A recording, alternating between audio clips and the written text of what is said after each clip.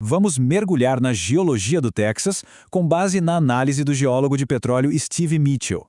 A ideia aqui é olhar de perto para as evidências que essa região nos mostra e o que elas significam para o modelo do criacionismo da Terra Jovem, especificamente a ideia de um dilúvio global.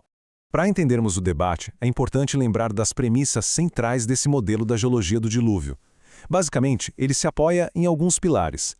A criação do mundo em 6 dias literais de 24 horas, uma Terra com idade entre 6 e 10 mil anos, a ideia de que não existia morte antes da queda, e, o ponto crucial para nossa conversa, um dilúvio global que teria depositado quase todo o registro de rochas que conhecemos.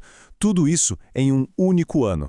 E um ponto de partida bem curioso é que existe uma grande discordância dentro do próprio criacionismo da Terra Jovem.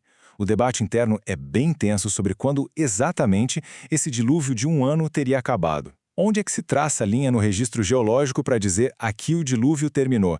E as propostas sobre onde essa linha deveria estar são, assim, bem diferentes umas das outras.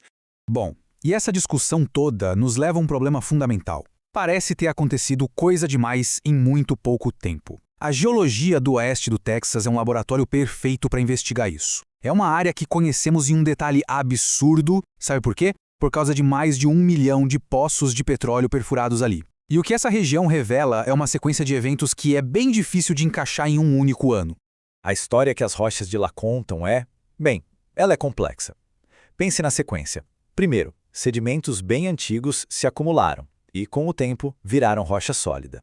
Depois, forças imensas soergueram e dobraram essas rochas, criando montanhas com mais de 1.500 metros de altura. Em seguida, essas montanhas inteiras foram erodidas, desgastadas até não sobrar praticamente nada.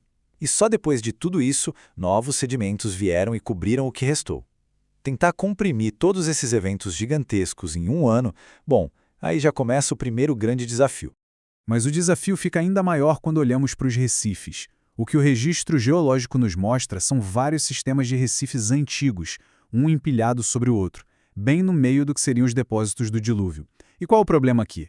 O problema é que recifes, para crescerem, precisam de águas calmas, limpas e tempo. Muito tempo. Isso cria um paradoxo, tanto ambiental quanto de tempo, bem no meio de um evento que deveria ser caótico e rápido. Vamos a um exemplo prático. Lá na base do que seriam os depósitos do dilúvio, o que encontramos? Recifes de estromatólitos. São estruturas formadas por algas que criam centenas de camadas, lâminas bem fininhas, uma sobre a outra.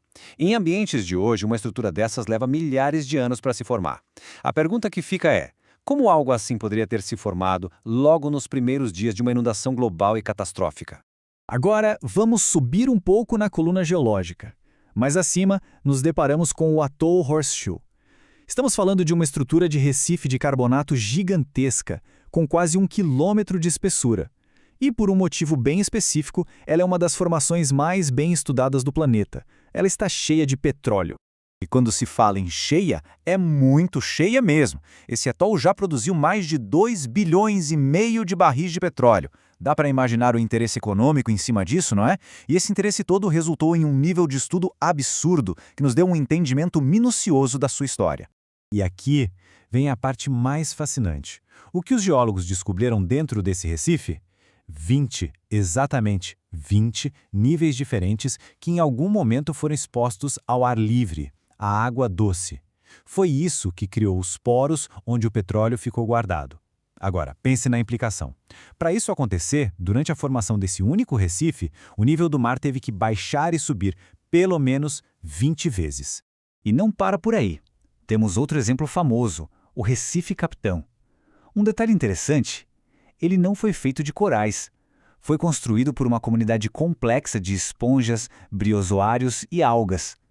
E todos os dados que temos sobre ele apontam para um ambiente estável, que precisou existir por um bom tempo para que o Recife crescesse. E, de novo, estamos falando de algo que estaria bem no meio do suposto dilúvio. E as evidências mostram que não era só um recife pronto.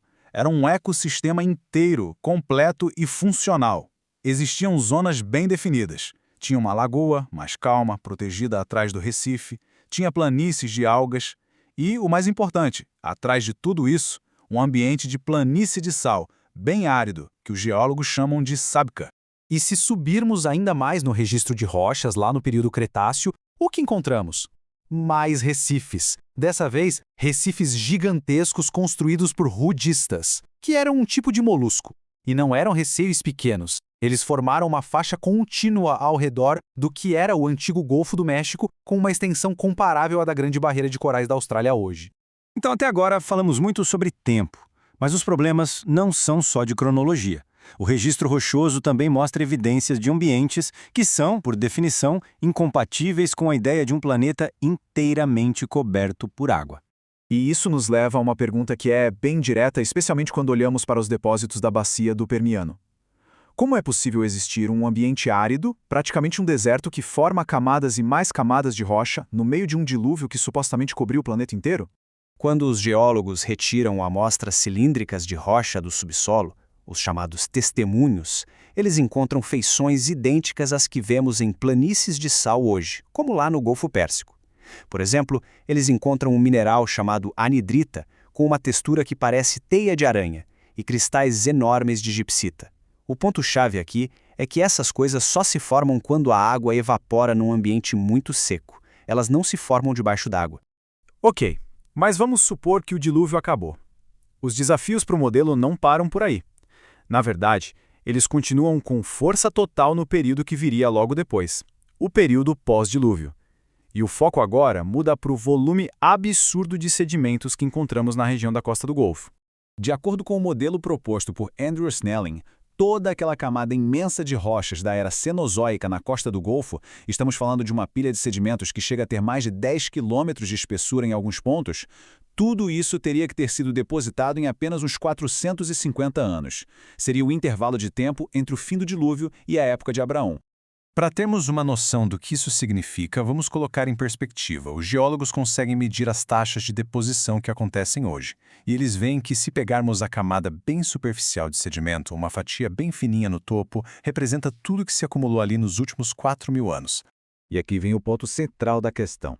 A taxa de deposição que se observa hoje no Golfo do México é de mais ou menos uns 15 centímetros por ano. Para o modelo pós-dilúvio funcionar, a taxa de deposição teria que ser de mais de 150 metros por ano. A diferença não é pequena, é uma diferença de 1000 vezes. Então, temos um problema. Para mover um volume tão gigantesco de sedimento tão rápido, seria preciso um mecanismo de transporte igualmente gigantesco. Imagine, rios de uma escala que nunca vimos, mega-rios. Só que tem um detalhe, a tecnologia de hoje, com dados sísmicos e os registros de poços de petróleo, permite que os geólogos façam um mapa preciso desses rios antigos, que depositaram todo esse material. E o que esses mapas revelam? Que os rios do passado tinham o mesmo tamanho, as mesmas características dos rios até modestos que vemos no Texas hoje em dia. E isso nos deixa com uma pergunta final, que é uma pergunta de física básica. Se os motores que fizeram o trabalho, no caso, os rios, eram do mesmo tamanho dos de hoje, como é que eles poderiam ter feito um trabalho 1000 vezes maior, 1000 vezes mais rápido? Essa é a questão central que os dados geológicos do Texas colocam sobre a mesa para o modelo do dilúvio.